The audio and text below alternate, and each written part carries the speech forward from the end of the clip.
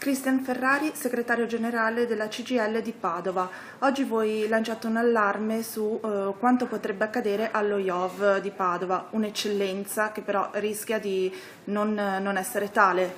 Sì, noi stiamo assistendo di fatto giorno dopo giorno ad una silenziosa destrutturazione di questa eccellenza, un commissariamento che non finisce più, non viene nominato il direttore generale, il trasferimento del registro tumori ad Arzignano, il trasferimento paventato addirittura dell'attività di cura a Castelfranco ci dicono veramente che è a rischio questa struttura che è un fiore all'occhiello non solo della sanità padovana ma dell'oncologia veneta. Noi pensiamo che questa scelta si inserisca in un contesto che vede Padova, da un punto di vista della sanità, fortemente penalizzata dalle scelte della Regione.